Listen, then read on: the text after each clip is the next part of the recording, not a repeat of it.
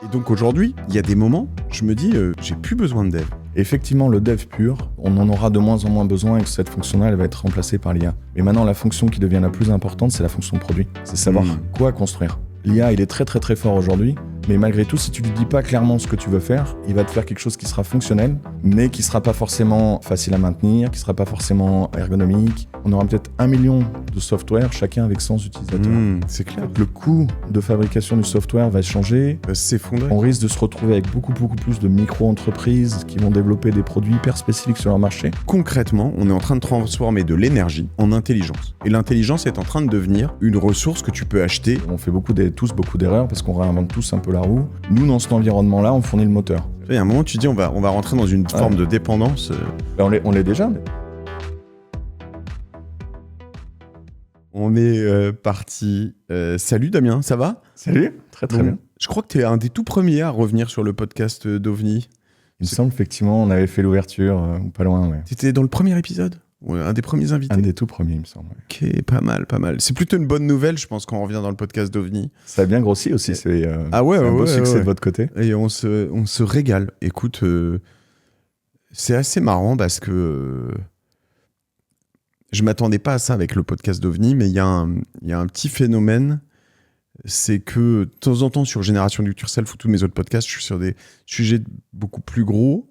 Et là, je reviens dans OVNI avec un petit péché mignon de super geekerie, tu vois, dans mes podcasts. Et donc, la semaine dernière, j'étais avec le fondateur d'une boîte qui s'appelle Voodoo, qui est un architecte à l'origine et qui se met à faire des poutres où il va extraire du bois, un des éléments du bois. Enfin, c'est vraiment de la deep tech bio quasiment. Je dis des conneries en plus là-dedans.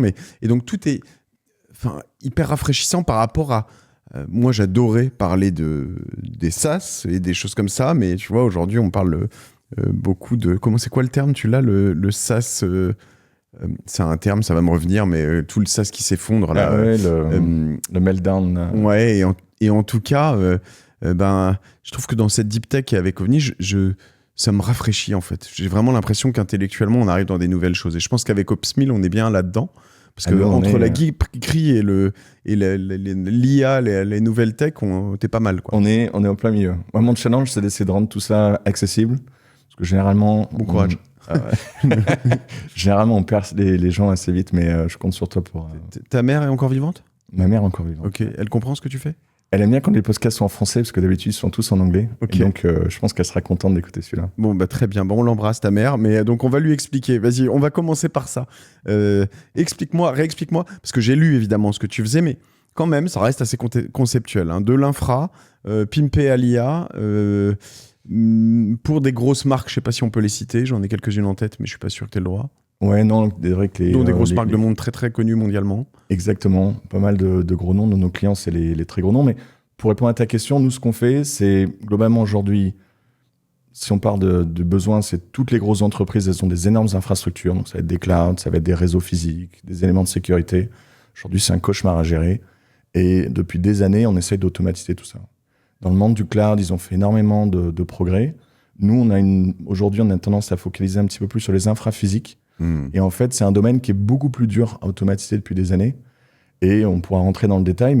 Et nous, pour aider ces sociétés à automatiser ces systèmes, on développe aujourd'hui une plateforme de gestion de données qui va en fait faire une représentation digitale de toute l'infrastructure. Et c'est ça qui va être utilisé pour driver les outils d'automatisation. Et c'est un composant qui est indispensable si tu veux automatiser, qui est très très dur à faire. Et historiquement, en fait, les gens avaient tendance à le développer en interne. Il y en a beaucoup qui ont essayé, il y en a beaucoup qui se sont cassés les dents. Par exemple, une de nos fiertés récemment, c'est qu'un autre très très très grand nom du jeu vidéo, il y a 2 ans, on discutait avec eux, et puis à la fin, ils nous ont dit non, plutôt que d'acheter InfraHub, donc notre produit, on va le développer en interne.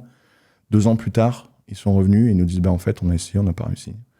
Et donc, on voudrait retravailler avec vous pour avancer sur ce projet, parce que c'est indispensable à notre succès et on se casse les dents depuis 2 ans. Et puis, c'est le genre de sociétés qui ont les meilleurs profils. Donc, ça montre bien, je pense, le challenge de construire ces solutions-là, quoi. C'est toujours un sujet aussi qui revient sur le podcast d'OVNI. C'est à quel point tout ça est IA-proof. C'est-à-dire, dans quelle mesure ce que vous faites, eux, ils ont essayé de le développer pendant 2 ans, mais aujourd'hui, avec Claude Code et avec toutes ces IA qui développent très, très bien, très, très fort, très, très vite, tu vois, je suis moi-même partagé parce que même sur des problématiques beaucoup plus simples, j'ai passé mon 3e week-end d'affilée et des nuits entières sur OpenClaw. Je suis pas dev, moi, mais je suis pas dev du tout. Toi, t'es dev à l'origine, mais je fais des sites depuis 20 ans. Alors, ça n'est pas la même chose, mais je vois le résultat que je veux. Et par rapport à certains devs, je suis meilleur, pas du tout en dev et en tech, mais en résultat, en UX, en fonctionnalité, tu vois, en intelligence brute de ce que je veux. Et donc, aujourd'hui, il y a des moments, je me dis, putain, j'ai plus besoin de dev. Et en revanche, il y a des moments où j'arrive dans un truc et je me dis, là, je suis buté, bam, sur un mur et j'ai vraiment besoin de dev. Tu vois ce que je veux dire? Et donc, combien de temps ça va durer? En fait, je pense que pour arriver à faire un bon produit, il faut pas que des devs. Et effectivement, le dev pur, probablement qu'on en aura de moins en moins besoin et que cette fonction-là, elle va être remplacée par l'IA. Mais maintenant, la fonction qui devient la plus importante, c'est la fonction de produit. C'est savoir quoi construire. Et en fait, l'IA, il est très, très, très fort aujourd'hui. Mais malgré tout, si tu lui dis pas clairement ce que tu veux faire, il va te faire quelque chose qui sera fonctionnel, mais qui sera pas forcément facile à maintenir, qui sera pas forcément ergonomique, qui va être, tu vois, à un moment donné, en fait, pour faire un bon produit, même nous aujourd'hui, tu vois, on est en train de convertir toutes nos équipes à utiliser l'IA pour développer au quotidien, et pourtant on a une équipe entière et on a des produits, et pour continuer à développer le produit, on a encore une roadmap de 2 ans devant nous, tu vois. Avoir un IA hyper rapide, ça nous fait aller plus vite, mais ça règle pas tous les problèmes. Et en fait, je pense que c'est ça qui va se passer. C'est qu'on va se retrouver avec beaucoup plus de responsables produits qui vont gérer eux-mêmes le pilotage des agents, qui va faire le développement. Et ça, je trouve ça vachement intéressant. En fait, ça enlève une barrière finalement dans la chaîne. Je disais, d'ailleurs, c'est un associé d'OVNI que j'avais trouvé vachement intéressant. J'oublie toujours son nom. Alexandre Génie? Exactement. Ouais. J'avais vu un super post d'Alexandre. Il n'y en a qu'un seul intéressant dans tous les associés d'OVNI. Tous les autres, ils servent à rien. Alexandre avait fait un super commentaire sur LinkedIn où il expliquait qu'à partir du moment où une ressource devenait infinie, les gens la consommeraient plus. Et donc finalement, ce qui allait se passer, c'est que le fait que l'accès au software soit maintenant accessible à tout le monde, ce qui va se retrouver, c'est qu'on va avoir beaucoup, beaucoup plus de logiciels. Et que là où avant, on aurait... Enfin, en tout cas, c'est ma compréhension de ce qu'il a dit. Je ne voudrais pas déformer, mais ma compréhension, je trouve ça intéressant. C'est-à-dire, demain, plutôt que d'avoir 100 boîtes de logiciels qui vont chacun avoir 1 million d'utilisateurs, on aura peut-être 1 million de software, chacun avec 100 utilisateurs. C'est clair. Parce qu'en fait, le coût de fabrication du software va changer. Va s'effondrer. On risque de se retrouver avec beaucoup, beaucoup plus de micro-entreprises qui vont développer des produits hyper spécifiques sur leur marché. Et pourquoi ce sera intéressant? C'est parce qu'ils seront tous product owners ou experts dans leur domaine. Ils vont être capables de te faire un soft exceptionnel pour leur catégorie d'utilisateurs. J'ai besoin de comprendre un peu plus ce que tu fais, mais pour aller juste encore un peu plus loin dans ce qu'on est en train de dire, dans un truc que tu as dit, c'est qu'on a encore 2 ans de roadmap devant nous pour arriver au bout. On reste quand même dans ce paradigme, selon toi, c'est pas parce que tu as 9 femmes qui font un bébé en 1 mois, qui sont en parallèle, qu'on va pouvoir faire un bébé en 1 mois.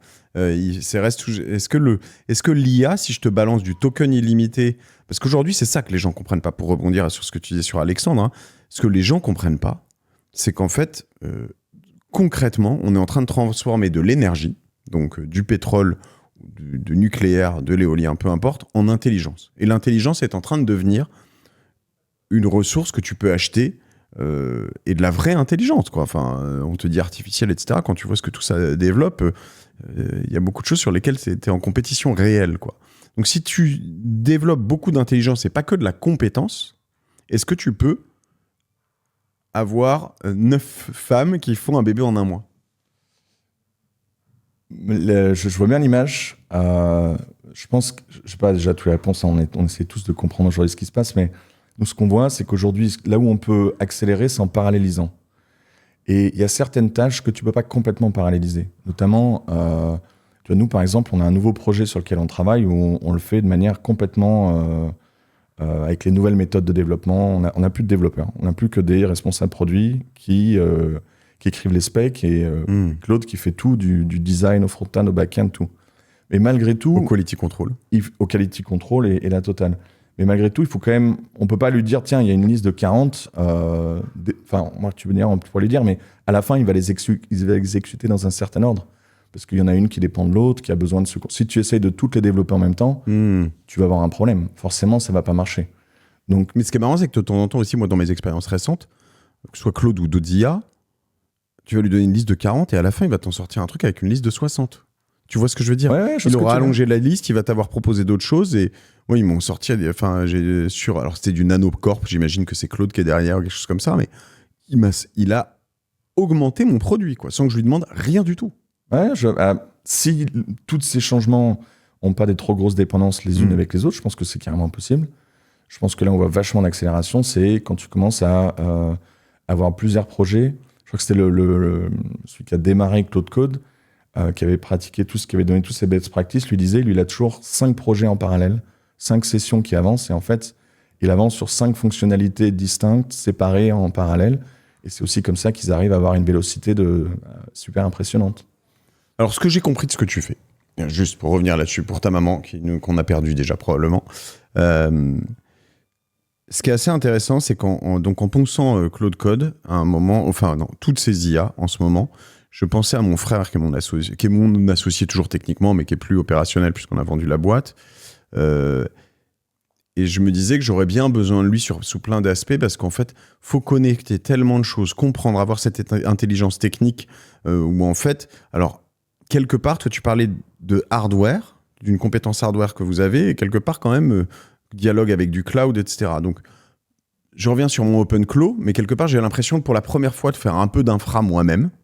C'est-à-dire que j'ai acheté mon Mac Mini, j'essaie de faire tourner des GPU sur le Mac Mini, je vois que ça fonctionne pas. J'aurais jamais pensé être capable de faire ça. C'est Claude qui me coach, qui m'explique. J'écris des trucs dans le terminal toute la journée, mais moi, j'ai l'impression d'être un fou furieux. J'ai toujours fantasmé sur les gens qui écrivaient des choses dans le terminal, tu vois. Mais tout ça, en fait, je vois aussi, ça reste encore un écosystème simple. C'est que nous, on est 7 là-haut. Dans l'équipe, la core team, il y a un peu plus de monde autour, mais finalement, voilà. Toi, tu fais un peu, excuse-moi, hein, mais ça, avec des gens qui ont plein d'ordi, plein de serveurs, du cloud, des serveurs eux-mêmes, des bureaux dans le monde entier, et tu vas leur dire, OK, on va optimiser tout ça, sécuriser tout ça. C'est que sécuriser, c'est... Nous, on travaille beaucoup sur l'automatisation. Alors, il y a plusieurs drivers. Il y en a qui le font pour améliorer la sécurité. Il y en a qui le font pour améliorer la consistance, enfin, le fait que tous les changements soient identiques et soient déployés correctement et rapidement. Il y en a pour améliorer la résolution des différentes demandes, des choses comme ça. Après, je pense que l'élément central, et c'est notamment en fait ce qui permet aux agents de fonctionner ou pas, c'est les agents, il y a toujours cette notion de contexte. Un agent, s'il a toutes les informations, il va se faire un super boulot. Et toi, tu disais, nous, on n'est que 7, donc j'imagine que votre contexte, il doit être d'une certaine manière proportionnel à la taille de votre équipe, à la taille des choses comme ça. Donc, c'est gérable par un agent, donc il peut faire des choses exceptionnelles. Par contre, quand tu es à l'image d'une société internationale qui a 10 000 sites dans le monde avec des choses un peu de partout, eh ben, tout de suite, la taille du contexte, ça devient vachement compliqué. Et en fait, c'est même ça, nous, c'est le problème sur lequel on travaille depuis des années. C'est-à-dire, aujourd'hui, pour automatiser un environnement physique, donc des réseaux, souvent, en fait, on se rend compte qu'on a besoin d'avoir une visibilité quasiment sur l'ensemble, un très, très, très gros zone de contexte. Là où les gens qui font du cloud, ils avaient la possibilité de travailler sur des contextes plus petits. Et c'est finalement l'une des raisons pour lesquelles, aujourd'hui, on voit des différences entre les gens qui automatisent les réseaux, les gens qui automatisent les clouds. Et à la fin, la solution qu'on fait, c'est une solution qui permet d'organiser ces données. Aujourd'hui, ces données, c'est du contexte. Et en fait, c'est en donnant accès à ce contexte et à cette visibilité de cette représentation digitale de l'infrastructure que les agents, aujourd'hui, sont capables d'automatiser ça correctement. Ok, donc toi, t'es un peu la gate, la porte à l'agentique, c'est-à-dire que t'es juste avant? Je me trompe ou pas? Ouais. Aujourd'hui, il y a beaucoup, et c'est clairement notre position également, de dire n'importe quelle société aujourd'hui qui veut déployer des agents, notamment pour les aider à la gestion de son infrastructure, doit d'abord organiser ces données correctement, de manière à ce que les agents aient des données et du contexte sur lesquels se reposer. Un agent, s'il a pas, si tu lui donnes juste accès, tu lui dis là, c'est mon API pour mon cloud et les machins, il va même pas savoir quoi faire. Il a besoin de comprendre d'abord dans quel environnement il évolue. J'essaye de dire un peu ça dans mes mots, moins techniques, mais parce que il n'y a pas si longtemps, on me parlait beaucoup d'agents. Tant que tu n'as pas mis les mains dedans, tu ne comprends pas bien ce que c'est. Et en effet, donc, un agent, il a besoin de comprendre, par exemple, tu me dis dans un cloud, tu lui donnes accès à des fichiers, des bases de données, des années et des années de PowerPoint et de mails et de spreadsheets qu'ont travaillé toutes tes équipes, etc.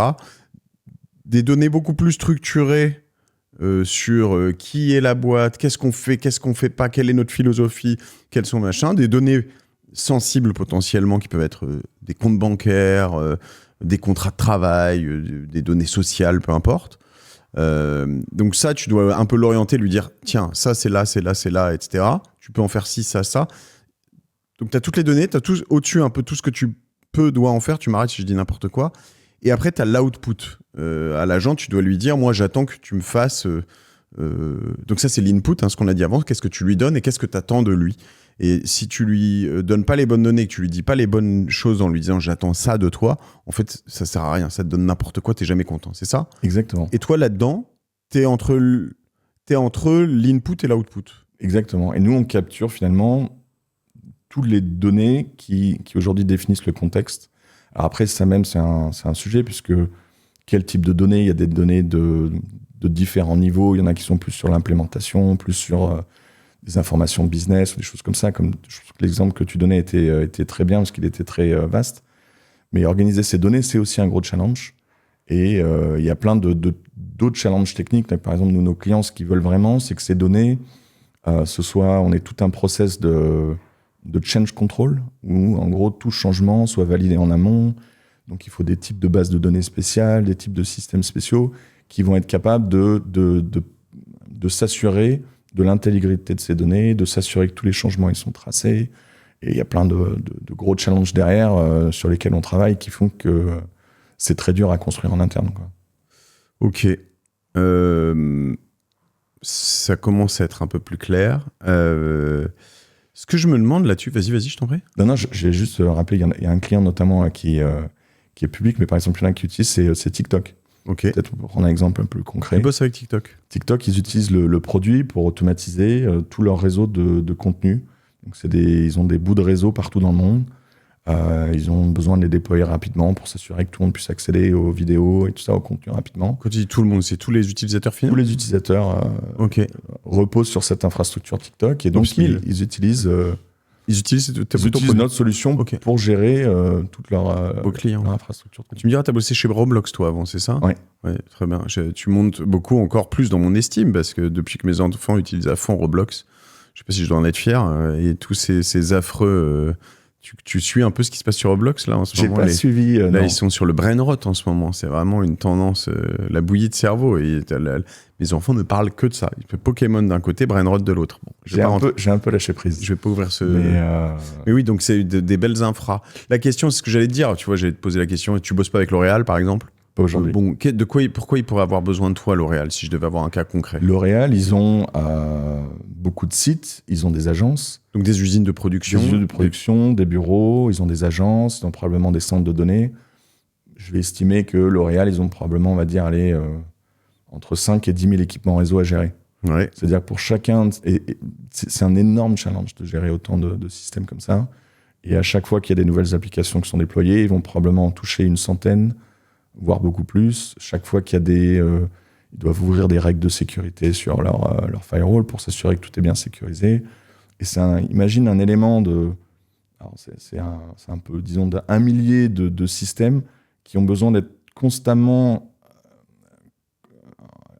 Ils sont tous indépendants, mais quand tu fais un changement, généralement, ça impacte plusieurs. Et il faut que tu t'assures que tous ces changements soient toujours consistants les uns avec les autres. Ok. Et ça, c'est un énorme challenge. Toi, ça, tu permets d'identifier les endroits où il y a des failles ou de réparer ces failles, ou les deux ? Les deux. Ok. Parce qu'on est capable de représenter, de faire on appelle ça un knowledge graph aujourd'hui. Okay.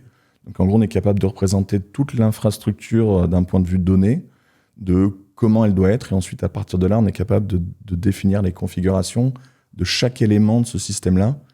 Et parce qu'on a un seul knowledge graph, on est capable de garantir l'intégrité de ces données, que quand on fait un changement à droite, on répercute bien à gauche et des choses comme ça, parce qu'il n'y a aucun doublon d'information. C'est souvent ça les problèmes, en fait. C'est les doublons d'information, des choses comme ça. C'est marrant parce qu'on revient sur... Moi, j'ai cette habitude de remettre les choses à ce que tu vois, comparé à nos habitudes ou nos problématiques, mais nous, on est en train de... Comme on payait beaucoup trop cher de Dropbox, eh bien, on est en train de... J'avais enregistré ici avec Octave Clabad, OVH, et en fait, il m'expliquait qu'il faisait des sauvegardes sur bande. Tu savais ça ? Oui. Ouais. Donc, des sauvegardes pas accessibles en instantané, quoi. Faut demander, voilà, mais tu peux les pusher, et puis si jamais tu as perdu les données, il te les rend. En plus, elles sont déconnectées du réseau, donc... bon, et je me suis dit, je vois pas trop à quoi ça peut servir. En fait, maintenant, je paye tellement cher de vidéos sur Dropbox, genre, c'est plus de 10 000 balles par an, tu vois. Donc, tu te dis, à un moment, il faut que j'arrête. Et j'en ai pas besoin. Enfin, j'ai pas besoin d'avoir accès à tout ça. Enfin, si, je peux en avoir besoin, mais je vais expliquer. Donc là, on a pris un NAS, un gros NAS, presque 200 téras de données. Enfin, le truc est juste violent. Et ça fait plus de 2 semaines de téléchargement, de download sur Dropbox. Je crois même que d'ailleurs, ils ralentissent un peu volontairement le truc pour que tu évites de sortir trop vite. Je crois qu'ils nous l'ont... C'est passé de 2 semaines à 2 mois, mais bon. Et en fait, tu vois, nous, on a ces besoins. Avec Alexandre Génie, on fait toute l'extraction des données des vidéos. Donc, beaucoup de textes, mais pas que, pour être capable d'identifier, aller chercher. Puis en fait, on déploie des trucs, on a de plus en plus de données, de trucs. En fait, on devient tous accros aux données, tu vois. Et c'est vrai que tout ce que tu racontes là, ça démultiplie un peu tout et ça démultiplie les endroits. Il y en aura au début chez Dropbox, après chez OVH en hors ligne, après sur notre NAS. Tu as besoin de rassembler tout ça, de voir la sécurité comme tu le dis. Et c'est compliqué. Après, en fait, ce qui est marrant, c'est que dans ce que tu me dis, moi, j'ai l'impression d'avoir un patron d'ESN en face de moi. C'est-à-dire que et si tu veux me dire, putain, non, là, t'as envie de me claquer, je le sais. Mais tu vois, toi, tu développes finalement quoi ? Une IA qui te permet de... C'est-à-dire, je suis L'Oréal, je me dis, OK, Damien, j'ai trop envie d'y aller. Je suis chaud. Mais comment je me plug, en fait ? J'imagine que tu as quand même des consultants. Ouais, alors ce qu'on voit aujourd'hui, c'est que la plupart des grosses entreprises, ils ont créé des départements d'automatisation de leur réseau. Et donc, ils ont des gens qui sont en charge de créer ces plateformes. Donc, nous, ce qu'on voit, moi, j'aime bien utiliser l'analogie. En fait, c'est un monde où les clients, ce qu'ils veulent, c'est un système fonctionnel, en imaginant une voiture. Sauf qu'aujourd'hui, tu peux pas l'acheter. Personne ne la vend. Et donc, on est dans ce monde où, en fait, chaque entreprise aujourd'hui doit définir. Il n'y a pas de plan, en fait. Il n'y a même pas de blueprint de comment on fait une voiture, de plan d'assemblage. Chacun crée son propre plan et il va créer sa propre voiture manuellement. Il y en a un qui a des roues carrées, l'autre qui a un moteur électrique et l'autre qui a un moteur à gaz. C'est un peu le problème de l'industrie aujourd'hui, c'est que du coup, on fait tous beaucoup d'erreurs parce qu'on réinvente tous un peu la roue. Tout le monde fait un peu ça. Nous, dans cet environnement-là, on fournit le moteur. Et jusqu'à présent, il y avait beaucoup de sociétés qui allaient jusqu'à développer leur propre moteur parce que ils pouvaient pas l'acheter, quoi. Mais ça, un directeur technique, en gros, il se dit, bon, il est sympa, mais j'ai pas besoin de lui. C'est vrai, tu me l'as dit tout à l'heure, il y en a pas mal qui doivent te regarder en se disant, mais je dois pouvoir le faire. Et il y en a beaucoup et moi je suis le premier à être... quand on voit une tâche technique, généralement, on se dit, ah ouais, non, mais ça doit pas être si dur que ça, on imagine. Et en fait, on se rend compte, généralement, avec 10% de l'effort, tu peux probablement arriver à un premier prototype, à quelque chose de fonctionnel. Mais derrière, pour arriver à avoir quelque chose qui soit vraiment pour de la production, qui soit fiable, qui ait la partie sécurité, qui ait la gestion de droits utilisateurs, sur lequel tu vas vraiment pouvoir avoir ton business, en fait, c'est une tâche qui est généralement 10 fois plus grosse. Et tu te rends compte qu'une fois que tu es dans l'aventure et toutes ces choses-là. OK. Puis après, il y a plein de... Nous, ce qu'on fait, c'est qu'au final, on a développé une plateforme. Et en fait, l'une des raisons pour lesquelles les clients ils veulent développer en interne, c'est pour avoir la flexibilité et pour être capable de ne pas être bloqué par notre roadmap à nous. Ouais. Et donc nous, c'est pour ça, on a développé une plateforme déjà donc, qui offre énormément de possibilités pour nos utilisateurs. Et l'autre, c'est qu'on a une approche open source où aujourd'hui, 95% du code est disponible. Ils peuvent le prendre, ils peuvent le comprendre. S'il y a des fonctionnalités qu'ils veulent, ils peuvent potentiellement les développer eux-mêmes et les rajouter au projet et contribuer avec nous. Et donc, ça permet de rendre est-ce qu'il vaut mieux que je construise en interne ou est-ce qu'il vaut mieux partir avec une solution externe, faire le choix plus facile en tout cas. Ok. Si demain, le directeur technique de L'Oréal qui écoute évidemment ce podcast d'OVNI se dit non mais c'est bon, j'y vais chaud, en combien de temps on a signé là, tout de suite? En combien de temps tu as un truc opérationnel qui fonctionne? Généralement, c'est quelques mois. Après, c'est marrant que tu mentionnes L'Oréal parce que moi, je ne travaille pas avec eux directement, mais j'ai beaucoup entendu parler d'eux. On a des partenaires qui travaillent avec eux. J'ai vraiment pris au pif. Hein. Et en l'occurrence, je sais qu'ils ont une solution de génération précédente en place. Ok. L'un de nos concurrents qui l'utilise, qu'on remplace beaucoup chez nos clients, qui s'appelle Netbox, pour ne pas les nommer. Et donc, je sais qu'ils ont en fait cette solution en place. Ils ont déjà adressé ces problèmes-là, ce qui montre que c'est des problèmes hyper importants pour eux. Et donc, si je lui discutais avec lui, j'expliquerais plutôt comment nous, on différencie par rapport à la concurrence et comment on peut adresser probablement une partie des pain points qu'il a en utilisant les outils de première génération. Quand tu dis quelques mois, c'est quelques mois à 1 an ou ça peut être 2-3 mois? Non, sur un environnement assez mature comme celui qui est probablement celui de L'Oréal, on peut se faire en quelques mois. Ouais. Ok. Et derrière, eux, concrètement, une fois que ça s'est développé, j'ai 2 questions. On va commencer par la première, la deuxième, elle fâche, c'est combien ça va leur coûter. Mais la première, c'est une fois que tu as ça, toi, à ton réseau, ton infra, tu vas lui coller des agents et tu peux dialoguer avec lui. Ouais, une fois que tu as ça, tu peux avoir un agent et tu peux dire bah, tiens, là j'ai un problème, là, j'ai telle application qui marche pas, est-ce que tu peux investiguer et comprendre quel est le problème? Et donc il va être capable d'aller. Alors ça c'est comment dire, c'est ce que les gens essayent d'implémenter aujourd'hui. C'est pas du tout mainstream, mais c'est clairement, on voit des situations comme ça, des use cases où tu peux demander à l'agent, tu peux dire bah tiens, j'ai tel problème, il va faire toute une étude pour trouver le fond du problème et il va te proposer des solutions pour les réparer. Tu peux te brancher sur un Mistral ou un truc comme ça et boum, aller OK. Tu peux utiliser sur tes systèmes un agent qui va prospecter, tu peux faire des analyses sur ta sécurité, ton SEO, des dépenses, tout ce que tu veux. Quoi. Ouais. Okay. C'est fou. Hein. Ouais, moi, j'y viens sur notre toute petite échelle et c'est vrai que c'est assez marrant parce que c'est là où moi ça me semble... C'est-à-dire que tu as des agents pour toi qui vont déployer tout ça, j'imagine, un peu, non? Pas vraiment. Nous, on travaille beaucoup, aujourd'hui, on travaille beaucoup aussi à utiliser l'IA, effectivement, pour accélérer le temps, diminuer le temps de déploiement, toutes ces choses-là, bien sûr. Ouais. Parce que tu vois, tous les jours, je trouve, ce matin, je prenais un café avec un pote un peu au hasard là, et qui me dit, mais envoie tes relevés de compte Conto à un agent et juste prompte-le bien et demande-lui d'analyser les potentielles transactions frauduleuses. Et il me dit, en fait, moi, j'en trouve tout le temps. Genre, non mais tu sais, du 300 € par-ci, des trucs en tout cas, et il me dit, finalement, même avec du 3D Secure, il me dit, là j'ai eu des trucs, un 700 balles qui est passé comme ça. Alors ça me semble ouf, hein, mais j'ai vu ta réaction. Pensé, mais ouais. Et donc tu te dis, finalement, si tu es connecté à tout ça, en fait, tu vas avoir quand même des tas de choses, un screening permanent. Je pense qu'on est au début. Je pense que ça va être complètement... C'est dur à imaginer. Je ne sais pas si tu as vu les annonces d'Anthropic récemment là, sur leur nouveau modèle. Mythos,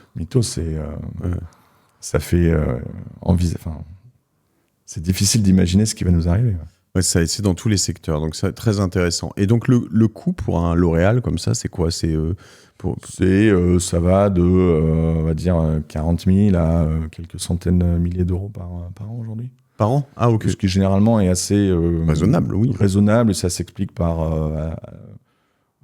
le nombre, le temps humain qu'on est capable d'économiser, ou s'ils avaient dû le développer en interne, généralement, on voit des équipes de 3, 4, 5 personnes qui sont obligées de faire ça, donc ça justifie assez bien le ROI.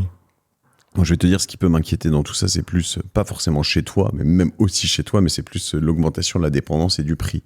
C'est-à-dire que là, pour la première fois, tu vois, qu'on est passé comme tout le monde en quelques mois de ChatGPT à Claude, je passe sur Claude. Moi, j'avais un compte ChatGPT à 200 balles par mois. Je passais à 90 ici. Je me dis, la bonne affaire, super. Et puis, là, je vais finalement passer toute mon équipe en team, parce que pour l'instant, on est chacun sur nos petits... ils payent avec ma boîte, mais voilà. Donc là, mais en fait, chaque nouveau collaborateur prendra un forfait Claude à 100 balles, tu vois. Et c'est la première fois où je me dis, mais bam, il n'y a pas de sujet, tu vois. 100 balles par mois pour un collaborateur, pour le pour le doubler ou le tripler ou le quintupler en pouvoir, je vais même pas y penser, tu vois. Alors qu'avant, les 20 balles par mois pour Gmail, ça me saoulait, tu vois. J'exagère je à vois peine. ce que tu veux dire. Et donc, mais le truc, c'est que s'ils me disent c'est 200 demain, 300, 400, 500, en fait, où est la limite?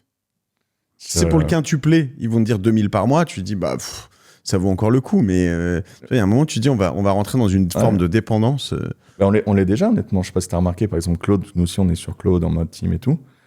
Claude, là, récemment, il y avait pas mal d'instabilité.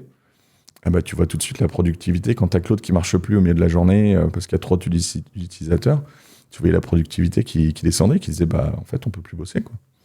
Donc, nous, on en est déjà là. On est déjà complètement dépendant du truc, quoi. D'où l'intérêt, potentiellement, d'avoir un OpenClaw ou un truc comme ça, que tu changes le modèle qui est derrière une fois de temps en temps, quoi. Exactement. Sauf que là où, sans rentrer dans le modèle, là où Claude, ils sont très très forts, c'est qu'en fait, ils ont restreint l'utilisation de ces... En l'occurrence, OpenClaw, tu peux plus l'utiliser avec ton abonnement Claude. Non, je paye du token. Ah bah, j'ai bien senti, ouais. Tu le payes à 20 balles par jour, presque. Et sur leurs abonnements, en fait, tu sais pas vraiment combien tu as le droit de token et tu sais pas vraiment combien tu consommes. Et ils ont un système assez opaque. Mais enfin bon, ça, c'est leur business model. Mais ouais, c'est sûr.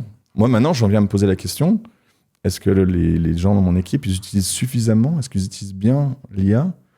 Ou qu'est-ce qu'on pourrait faire pour identifier ceux qui l'utilisent bien, de ceux qui ont besoin peut-être de plus de formation? Ça, c'est l'un de mes challenges. C'est la token anxiety, tu as entendu le terme, non? Et moi, mon anxiety aujourd'hui, c'est certains n'en utiliseraient peut-être pas assez. C'est ça, mais la token anxiety, donc j'ai entendu ça, un podcast que je te recommande vraiment, Mathias Frachon sur Génération It Yourself. Alors, toi, tu connais ces univers, mais quand même, c'est intéressant. Je pense vraiment. Et puis, alors, pour ceux qui nous écoutent, qui sont encore là, qui sont pas aussi geeks, parce qu'il faut quand même être courageux là, mais écoutez-le si vous l'avez pas écouté. Et en fait, il me parle de ce terme, et en fait, moi, je le vis désormais, comme tu le dis. Je me dis, en fait, je devrais avoir des IA qui tournent en permanence, mais 24/7, et plutôt 5, et plutôt 3 fois plus, et dépenser plus. C'est ce qui te permet de prendre tellement d'avance sur tout. Si tu le fais bien, quoi. Si tu le fais bien. C'est bien dirigé. Ouais. Donc, alors, aujourd'hui, tu as levé, c'est public, on peut en parler? Ouais, on peut en parler, carrément. Tu as levé 12 millions? Exactement. On a fait la série A avec Iris en lead, en investisseur. On a Partech et Serena qui... Iris, Partech et Serena, on est sur les OG, hein, vraiment les anciens. C'est bien, ils investissent pas dans n'importe quoi. On est ravis, on est vraiment bien accompagnés. On est quoi sur board. Allez, 75 millions de valo? T'as le droit de le dire? Un petit peu en dessous. Un petit peu en dessous. Okay. Ça fait déjà 12 millions pour 75, ça fait on était déjà sur des gros multiples, mais je pense que c'est en ligne avec le potentiel du marché. Je me suis dit entre 55 et 100, ça dépend, tu vois, en étant très large, donc j'ai pris au milieu, mais ok, donc plutôt 60, quoi. Ok. Et 60, c'est déjà pas mal, hein. Tu me diras, ouais, 12 millions, attends, si c'était un quart, ce serait juste 45, ce serait déjà bien, 45, 50. On est très content, on est surtout content de la qualité de nouveaux partenaires, en fait. Donc Iris qui est rentré, donc Julien David, et Partech et Serena, on a vraiment des gens super. Et là-dessus, quand même, pour réussir à valoir vraiment dans le futur 100 millions, parce que ce sera l'objectif pour eux, voire plus, 100, 200, il faut des clients à 40, 50, 100 000 euros par an. Un L'Oréal qui est un gros, hein, quand même. Faut en faire beaucoup, quoi. Je veux dire... L'objectif, ouais, là, c'est d'aller chercher une centaine de clients dans 2 ans. Ok. Et le cycle est pas trop compliqué pour signer un client comme ça? Alors, c'est sûr que ça prend plusieurs mois. Mais après, c'est du business, on va dire, traditionnel B2B sur... Du logiciel entreprise. C'est pas simple, mais c'est des choses qui se font depuis des années et des années. Et à nous de monter la bonne équipe, à nous de monter tous les bons process pour faire ça. Et je pense qu'on a l'équipe, en tout cas aujourd'hui, qui l'a déjà fait, qui sait comment faire. Et donc, plutôt confiant qu'on va délivrer là-dessus. Est-ce que tu réfléchis... tu vends un peu, toi? Ouais, bien sûr. Est-ce que tu réfléchis à la place de l'IA là-dedans? C'est-à-dire que, évidemment, dans le process de vente, quand tu es du côté vendeur, tu vas penser à tes créations de PowerPoint, de ce que tu veux, de prix, de pricing, etc., etc. on peut quand même décemment imaginer que du côté acheteur, ils vont faire un peu la même chose, de déconstruire ce que tu racontes, etc. Peut-être de comparer avec d'autres. Voilà. À quel moment les deux IA se joignent et la vente se fait toute seule? Ah, c'est intéressant. Je pense que c'est pas qu'une histoire de prix, la vente. Moi, j'avais très jeune dans ma carrière, on m'a expliqué que surtout sur du logiciel entreprise, une vente, c'est 80% de contact humain et de confiance. Et après, le prix, c'est secondaire. Donc, mais là où je te rejoins, c'est que nous, aujourd'hui, au niveau de la société, on est en train de regarder sur absolument toutes les fonctions de l'entreprise.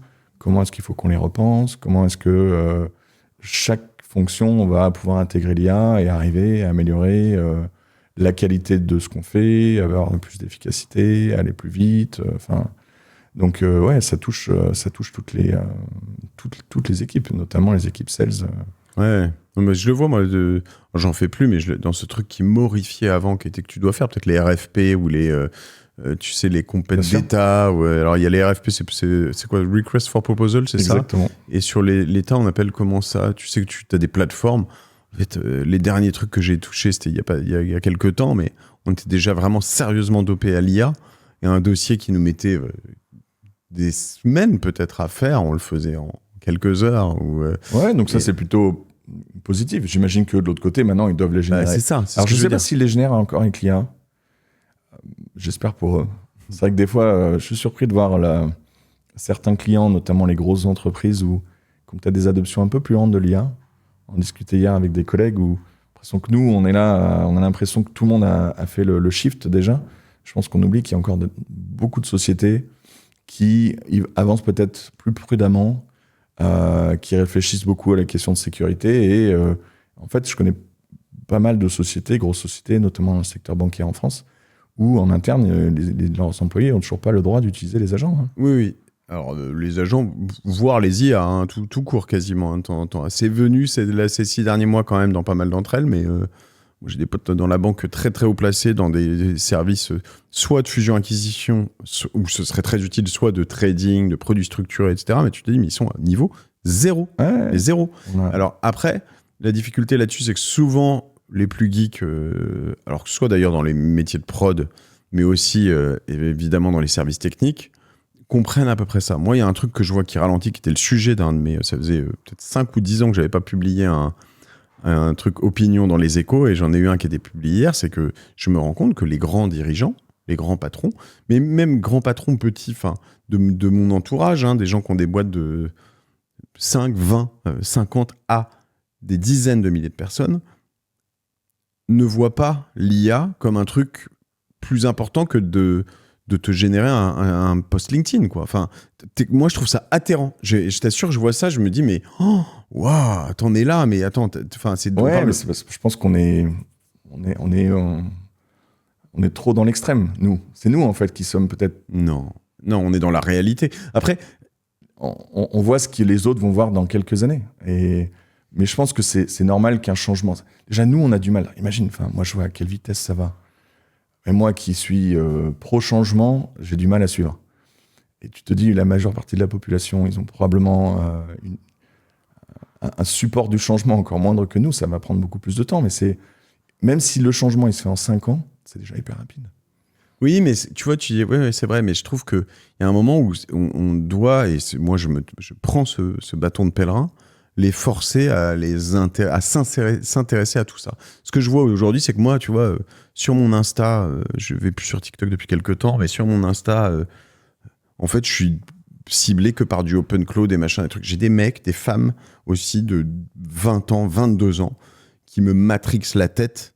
Et je me dis, mais il faut que tout le monde voit ça, en fait. Tu vois, c'est quand même une question de curiosité. Et voilà, c'est pas...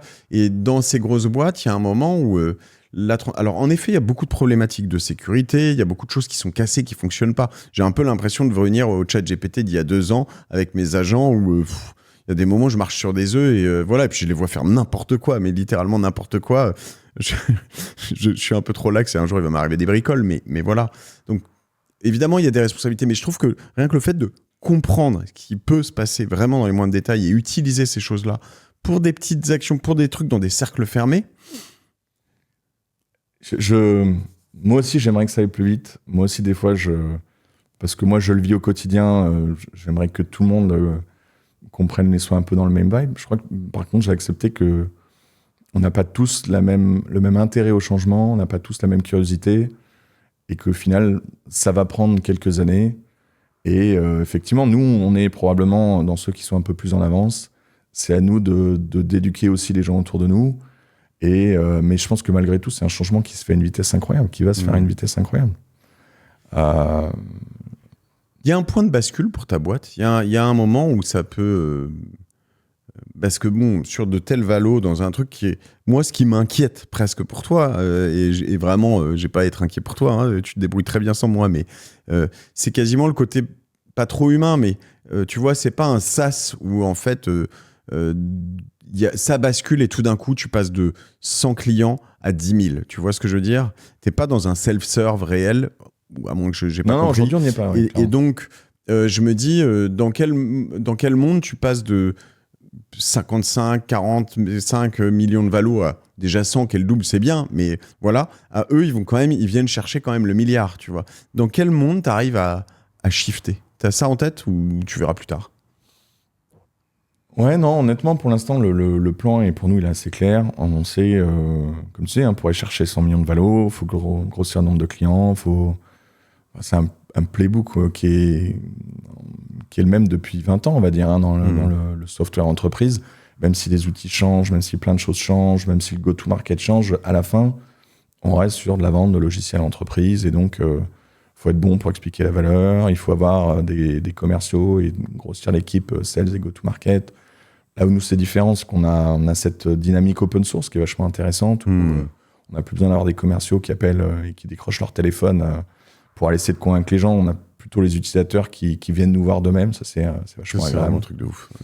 Ça, c'est moi. À chaque fois que une fois, je me rappelle, on reçoit un coup de fil d'une grosse. Des gens qui sont maintenant des clients, mais organisme financier aux Pays-Bas, un gros, et qui nous dit tiens, là, ça fait 3 mois qu'on teste, on adore. On leur avait toujours pas parlé, ils avaient déjà tout compris sur le produit, ils étaient déjà fans. Et la première conversation, on a démarré, ils étaient déjà, on va dire, à 80% convaincus. Alors ça, c'est un point de bascule intéressant. Pardon, c'est ce que je cherchais, hein, mais si tu commences à avoir beaucoup de gens sur ton open source qui l'utilisent vraiment, notamment chez des gros, ça peut quand même t'aider à... Ah ouais, c'est un modèle, moi, qui marche bien pour nous et qui est sympa. Et vous n'êtes pas trop franco-français pour ça, donc il y a des Hollandais. Moi, pour la petite histoire, j'ai fait quasiment toute ma carrière aux États-Unis. Okay. Il s'est trouvé que je suis revenu en France, je créais la société à l'époque, mais c'était plus un hasard de calendrier qu'autre chose. Et l'une de mes fiertés, c'est que la société elle a été internationale dès le premier jour. Donc aujourd'hui, le siège est en France, mais tout le monde travaille à distance. On a un tiers des salariés en France, mais aux 4 coins de la France. Et après, on a un autre tiers partout en Europe et le 3e tiers aux États-Unis en termes de salariés. Et les clients, ils sont moitié-moitié entre les États-Unis et l'Europe aujourd'hui.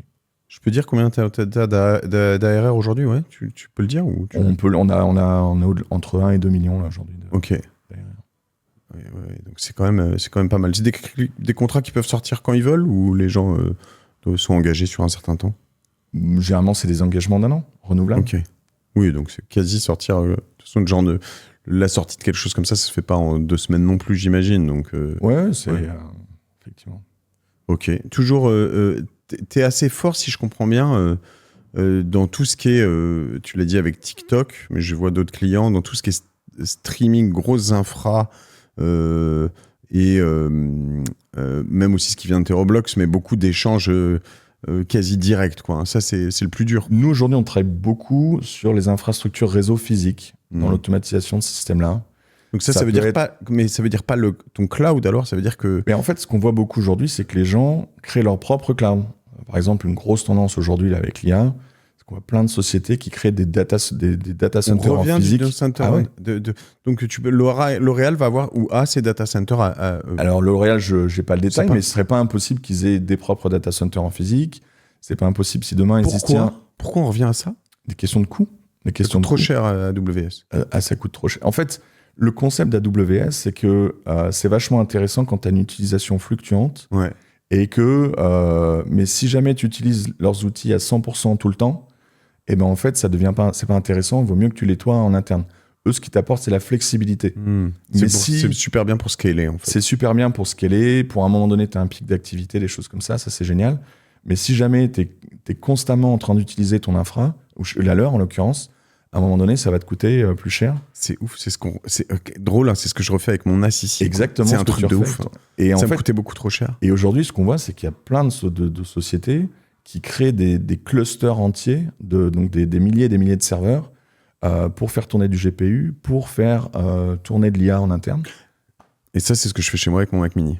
C'est que j'ai testé, j'ai acheté un Mac Mini bien vénère, avec du GPU dedans, pour le faire tourner en interne. Ben, alors, à la taille de nos clients, on a un client, par exemple, il construit l'équivalent de, je sais plus, 4 ou 5 stades de foot. Ça leur coûte 5 milliards en Caroline du Sud, et il y a 5 milliards d'investissements pour créer des salles entières remplies d'NVIDIA. De serveurs NVIDIA. Et en l'occurrence, pour ça, ils ont besoin énormément de connectivité entre tous ces serveurs. Et nous, on les aide à gérer tout ça. Parce qu'en fait, avant, c'est des projets qui duraient 6 mois. Ils en sont au point où, si le jour où le serveur NVIDIA il arrive sur site, le plus vite ils peuvent le mettre en production. En fait, chaque jour où il n'est pas en production, c'est de l'argent qui est perdu. Parce que ça leur a coûté des milliards d'acheter ces serveurs, parce qu'on a beaucoup. Et donc, on est sur la course à est-ce qu'on peut le mettre plus rapidement. Et nous, on est capable de tourner des clusters d'IA très, très, très rapidement. On peut les rendre opérationnels et les mettre en production de façon...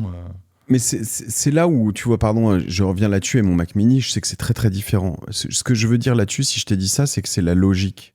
C'est-à-dire que j'avais l'option d'acheter un Mac Mini à 600 balles, une sorte de dumb phone, enfin j'exagère, mais voilà, et j'ai pris celui à 2005 avec des GPU. Je suis un petit peu déçu parce que les IA que je peux faire tourner dessus, en fait, mes GPU sont pas assez rapides. Donc ce que me dit Claude, c'est que faut que j'attende 1 an ou 2. Et là, en fait, 1 an, il me dit 6 à 12 mois, plutôt même, les IA auront bien évolué. Je pourrais faire tourner dessus des IA qui seront plus rapides. Voilà, là, je vois littéralement l'écriture qui limite comme si tu tapais à la main toi-même, tu vois. Donc ça réfléchit pas assez vite. Mais dans la dynamique intellectuelle, tu vois, j'ai investi dans du GPU. Et donc, c'est la même. C'est-à-dire que je me suis dit, en fait, ça va me coûter trop cher en token. Donc, je veux l'avoir en local. Et je suis déçu, mais j'ai appris. Tu vois ce que je veux dire ? Et je trouve que... on va dans ce monde où, en effet, j'avais envie de l'avoir le plus vite possible. Je suis exactement dans le truc. J'avais envie que ce soit opérationnel le plus vite possible. J'y ai passé des nuits entières pour que ça fonctionne. Parce que je me suis dit, je vais prendre de l'avance. Tu vois, en fait, t'es toujours dans cette anxiété du token, quoi, quelque part. Ouais, mais à l'échelle des entreprises, aujourd'hui, il y a des projets énormes là-dessus. Et ça, toi, t'as pas en face, je sais pas moi, Salesforce, Microsoft, SAP, je sais pas, même sinon plutôt des grandes ESN qui sont en train de se dire, d'accompagner leurs clients pour faire ça, qui n'ont pas forcément les techs pour, mais qui développent les leurs ? Si, probablement. Écoute, on est sur un marché qui est pas suffisamment grand, où les Microsoft, ça, ils y sont pas. Ces outils, ils les ont développés en interne pour eux, ouais. Mais ils les commercialisent pas aujourd'hui. On est sur un marché, malgré tout, qui reste vachement dynamique. On a plusieurs concurrents, mais le marché grossit tellement vite et il y a tellement de besoins qu'aujourd'hui, tout le monde arrive à trouver sa place. Et à l'inverse des ESN comme Sopra, où après, les ESN pourraient t'aider à déployer toi. Voilà, en fait. exactement. Tu leur donnes en open source et puis ils se débrouillent. Ou d'ailleurs, on en a de plus en plus de SN qui viennent nous voir. On appelle ça des intégrateurs. Ouais.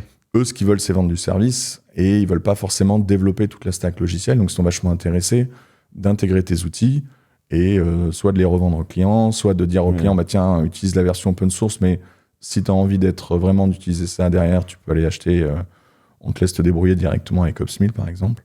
Donc, il y a les deux modèles qui sont possibles. Ouais. Quels sont tes rêves les plus fous sur cette boîte-là ? Les rêves les plus fous, c'est une bonne question. Moi, l'objectif, c'est quand même ça fait une dizaine d'années, enfin, je fais partie des premiers, en fait, dans ce domaine-là. Ça fait une quinzaine d'années que je suis dedans. Au début, je l'ai vu grossir. Aujourd'hui, on est un peu au pic du centre d'intérêt de ces trucs-là. Moi, j'ai encore énormément d'idées je voudrais que cette communauté, enfin, cet écosystème soit beaucoup plus mature, qu'on ait des meilleurs outils, qu'on ait des choses comme ça, et avoir apporté ma pierre à l'édifice et changer les choses, ou en tout cas apporter des produits qui ont un impact sur ce marché-là, je trouve ça vachement intéressant. T'écris encore sur ta bécane, tu utilises encore ton clavier? Très peu. Enfin, j'utilise pour écrire des prompts, quoi. Ok. Mais tu t'en fais en vocal? J'écoutais... Moi, tous les prompts, quand je suis tout seul à mon bureau, je les fais en vocal. Okay. J'écris plus... C'est ça, j'écoutais le fondateur d'OpenClaw, là, l'Autrichien. Il disait qu'il n'écrivait plus. Et ce matin, j'étais avec un pote, tu vois, petite boîte, ils sont 4. Il me dit, en fait, j'écris plus aucun mail, rien. Et moi, maintenant, je dis à Vadim, mon assistant IA, je lui dis, tiens, mais fais-moi un mail comme ça. Tu vois, je veux faire un invité sur Génération It Yourself. Je vais lui dire, je voudrais inviter Pavel Durov. Je lui dis, tiens, mets-moi un brouillon pour inviter Pavel Durov. Et il a dans les prompts et dans les skills ce qu'il faut écrire comme email, les invités qu'il faut, les affinités entre les invités qu'il faut lui dire. J'ai eu le président Macron, j'ai eu Reid Hoffman 2 fois, j'ai eu machin comme ça. Voilà, il va chercher l'adresse. Enfin, c'est tellement plus simple, quoi. Ouais, on va plus écrire, taper au clavier. Il y a des gens qui aiment pas ça, mais je me dis, mais c'est pas une finalité en soi de taper au clavier. Entièrement d'accord. Qu'on trouve maintenant, mon problème suivant, c'est je travaille beaucoup en déplacement, parce que je me déplace beaucoup. Et du coup, quand je suis en déplacement, je peux plus utiliser la voix. En tout cas, je me sens pas dans ton tel, non, à même d'utiliser la voix dans des endroits, des choses comme ça. Je sais pas. Peut-être que c'est moi qui fais un blocage, mais quand il y a des gens autour, je préfère écrire encore. Et quand je suis tout seul à mon bureau, Oui, dans un train, c'est compliqué, c'est autre chose. Ok, écoute, c'est passionnant. On va suivre tout ça de près, en tout cas. Et on est ravis avec OVNI d'être de l'aventure, de pouvoir suivre tout ça. J'espère qu'on se reverra dans pas si longtemps, parce que c'était 2023 la création de la boîte, ou 2020 2023, on a créé la boîte. Fin 2023, on avait fait le seed. Et là, donc, on a fait la série A. Donc, incroyable. Disons que dans les 2 ans, on devrait faire la série B, c'est l'objectif. Bon. Mais ouais, on s'ennuie pas. C'est vrai que moi, j'ai l'impression que les 3 dernières années, elles sont passées... l'impression que c'était hier, on enregistrait ce premier épisode. Ok, on se verra pour la série B dans 3 ans alors, et puis tu me donneras plein de bonnes nouvelles. Je sais pas dans quel monde on sera, mais je trouve ça à la fois hyper excitant, parfois un peu inquiétant, mais plutôt excitant. Je trouve ça fou de pouvoir vivre tout ça. Je rejoins là-dessus. Excitant et inquiétant, mais les deux en même temps. Et très cool, on te suit sur LinkedIn, tu publies un peu? Ouais. Et puis si on veut te contacter? LinkedIn aussi, parfait. LinkedIn, on donne pas ton adresse mail ici? Non, damien@opsmill.com. Ok, bon voilà. Mais LinkedIn, ça marche aussi. Très facile. Très bien. Si vous êtes chez L'Oréal, envoyez ça au directeur technique. Et puis si vous y êtes pas, envoyez ça à vos potes chez L'Oréal. Et puis on te trouvera d'autres clients sinon, avec cet épisode. Tiens, qu'est-ce que tu fais à quelqu'un qui vient de notre part, qui a écouté cet épisode et qui t'écrit par mail? On le fera un petit prix entre... Il n'y a pas une histoire d'audit que tu peux offrir ou un truc comme ça, ou un petit cadeau on n'a pas, mais ils seront bien reçus. Vous serez mieux reçus encore que les autres. Bon, merci Damien. À plus, opsmill.com. Ciao, salut. Merci.